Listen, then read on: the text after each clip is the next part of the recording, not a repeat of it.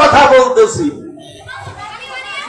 আমার ভাইরা, আল্লাহ রাব্বুল আলামিন কোথায় আছেন বলেন তো দেখি?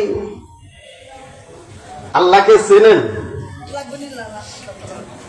এই যে আল্লাহ তো এত কিছু করলো, আমার ভাই আবু সাইদ সুমন আল্লাহর সৃষ্টি নিয়ে গবেষণামূলক কথা বললেন। আল্লাহ তো এত কিছু করলো, আল্লাহকে চেনেন কে একটু বলেন তো দেখি? আল্লাহকে চিনি না, আন্দাজি নামাজ পড়ি। আল্লাহকে চিনি না, আন্দাজি রোজা রাখি। আল্লাহকে চিনি না, আন্দাজি জিকির করি।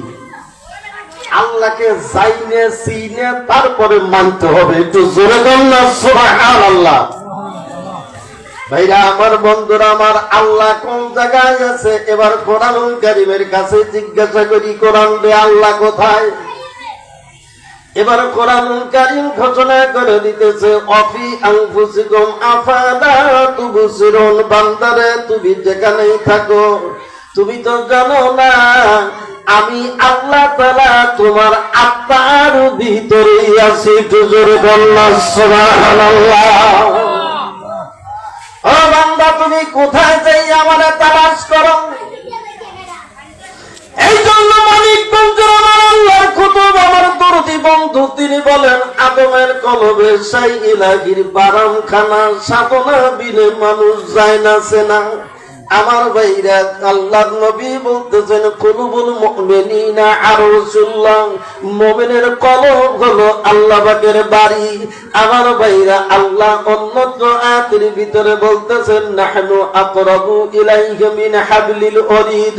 বান্দা রে, তোমার দেখো না ঘাড়ের ভিতরে দিয়ে একটা রগ চলে গেছে, মেরুদণ্ডের ভিতরে দিয়া। ওই যে পিছনে ঘাড়ের ভিতরে যে রগটা আছে, ওই রগটা যত নিকটে আছে, তার চাইতে আমি আল্লাহ তোমার নিকটে আছি। একটু বলুন সুবহানাল্লাহ। আমি আল্লাহ তার চাইতেও নিকটে আছি। আসমান সুন্দর, জমিন সুন্দর, ফুল সুন্দর, ফল সুন্দর, সুন্দরে সুন্দরে পাল্লা।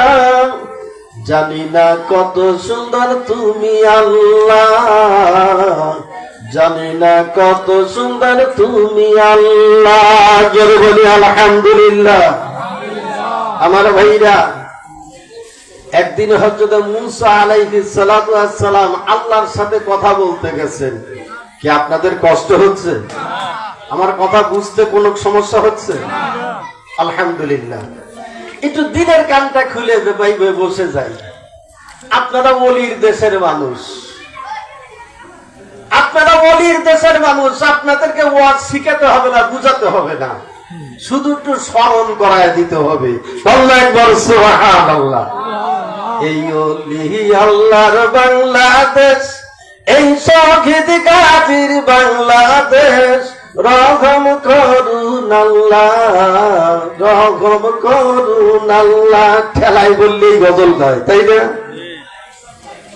এই ঠেলাই বললেই গজল গায় বলে আহলে সুন্নাত ওয়াল জামাতের লোকেরা গজল গায়।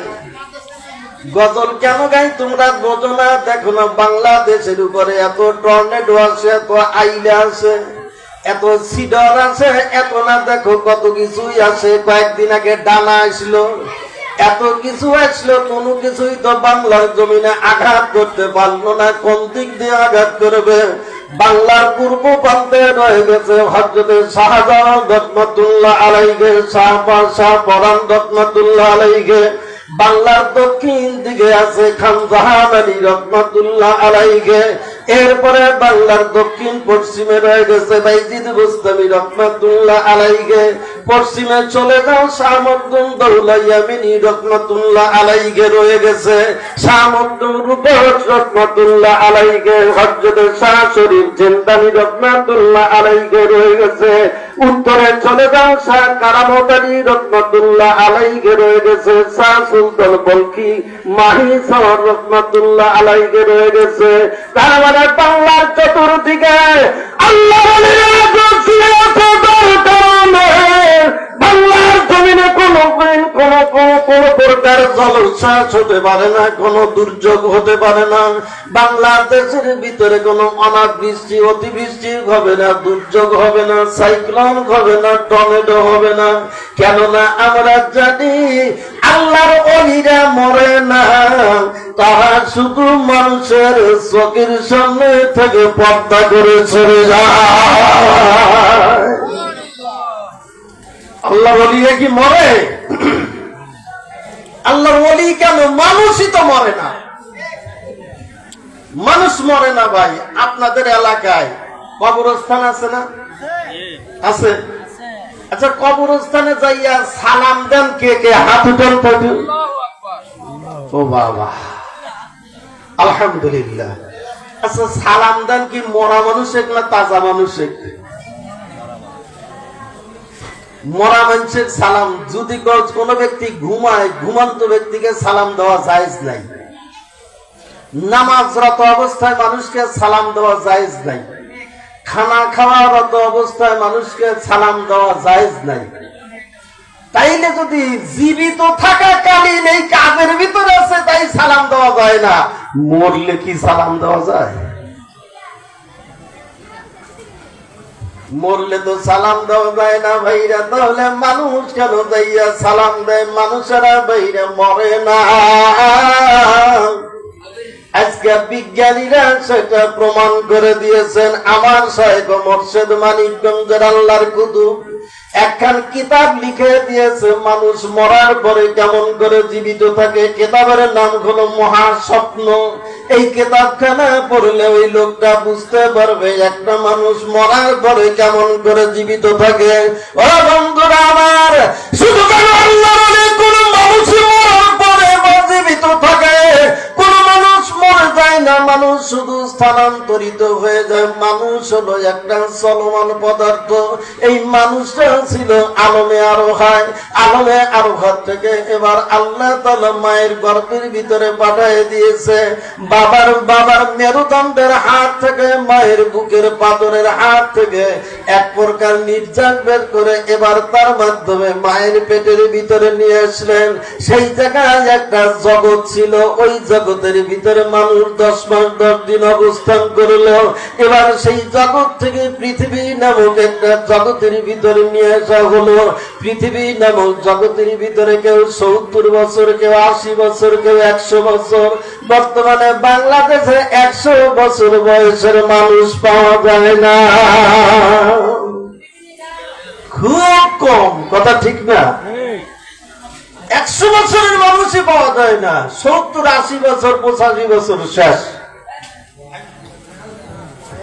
ভাইরা আমার, তাহলে চিন্তা করে দেখেন, এটাও হলো একটা জগৎ। এই জগৎ ছেড়ে এরপরে আর একটা জগতে মানুষ চলে যায়, নীরব জগৎ। তার নাম হলো কবর নামক জগৎ। ওই জগৎ ছেড়ে এরপরে আর একটা জগতে যাবে, তার নাম হলো হাসর। ওই হাসর নামক জগৎ ছেড়ে তারপরে মানুষ আর একটা জগতে চলে যাবে, জান্নাত এবং জাহান্নাম। ওই পর্যন্ত না যাওয়া পর্যন্ত মানুষ শুধু চলতেই থাকে। জোরে জোরে জান্নাত, সুবহানাল্লাহ। আমার ভাইরা বলতেছিলাম মুসা পয়গম্বরের কথা। মুসা নবী একদিন আল্লাহর সাথে কথা বলতেছে। ওই যে আল্লাহ যে কোন জায়গা আছে সেইটা নিয়ে। আশেপাশে কেমন করে খালি শব্দ হচ্ছে, শব্দগুলো না করে চলে না। মুসা নবী আল্লাহর সাথে কথা বলতে বলতে উনি তো অনেক কথা বলেছেন। আল্লাহ যদি একটা জিজ্ঞেস করছে উনি 3টা জবাব দিচ্ছেন। কোরআন শরীফ পড়ে দেখেন, আল্লাহ বলতেছেন ওমা তিলকা আবিয়ামিনিকা ইয়া মূসা। হে মূসা, তোমার হাতে কি? তোমার ডান হাতে কি? উনি বলতে পারতেন আসাই, এটা আমার লাঠি। এই পর্যন্ত বলেই শেষ করতে পারতেন। তা না বলে বলতেছে এটা আমার লাঠি, এটার উপর আমি ভর দিয়ে চলি, এটা দিয়ে আমি ছাগল রাখি, এটা দিয়ে আমি পাতা বাইরে ছাগলে খাওয়াই, এটা দিয়ে আমি শত্রুর হাত থেকে রক্ষা পাই। এই হ্যান ত্যান, এটা সেটা দুনিয়ার কথা। আল্লাহ বলতেছে মুসা, তোমাকে কি অত কথা জিজ্ঞেস করছি? মুসা নবী বলতেছে, আল্লাহ তুমি কি জানো না, প্রেমিক আর প্রেমাস্পদ যখন কথা বলে তখন কথার কোনো বেড়া থাকে না। সুবহানাল্লাহ। প্রেমিক আর প্রেমাস্পদ যখন কথা বলে তখন কথার কোনো লাগাম থাকে না, কথা খালি বলতে ইচ্ছা করে, কথা বলতেই ইচ্ছা করে। আশেক না হইলে মাসুকের ব্যথা বোঝা যাবে না। আগে আশেক হন, তাহলে মাসুকের যন্ত্রণা কেমন তা আপনি বুঝতে পারবেন। আশেক বিনে কে বুঝিবে বল দয়াল নবীর শান, রহমতে আলম নবী মাওলা কোরআনে ফরমান। আশিক বিনে কে বুঝিবে বল দয়ালু নবীর শান। নবী আমার নূরের পুতুল, ভালোবেসে নাম রাখিল মওলায় মুহাম্মদ রাসূল। বলেন মারহাবা। যার কারণে সৃষ্টি হলো, যার কারণে সৃষ্টি হলো জমিন আসমান। আশিক বিনে কে বুঝিবে বল দয়াল নবীর শান, রহমতে আলম নবী মাওলা কোরআনে ফরমান। আশিক বিনে কে বুঝিবে বল দয়াল নবীর শান। একটু জোরে জোরে বলুন সুবহানাল্লাহ।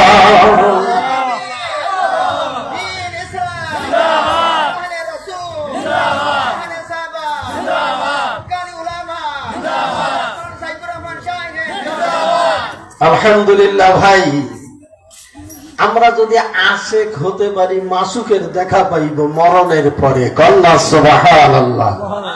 আপনি নবীর আশেক হয়ে যান, আশেক হয়ে কবরে চলে যান, কবরে যাওয়ার পরপরই দেখতে পাবেন কবরের ভিতরে মদিনাওয়ালা হাজির। বিশ্বাস হয়? সবাই আল্লাহর জিকির করি। আল্লাহ আল্লাহ আল্লাহ আল্লাহ আল্লাহ আল্লাহ আল্লাহ আল্লাহ আল্লাহ আল্লাহ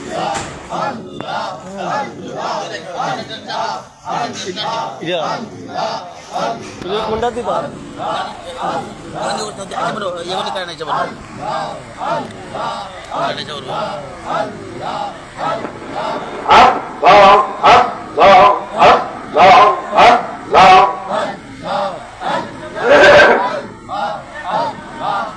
আল্লাহু আকবার, লা ইলাহা ইল্লাল্লাহ মুহাম্মাদুর রাসূলুল্লাহ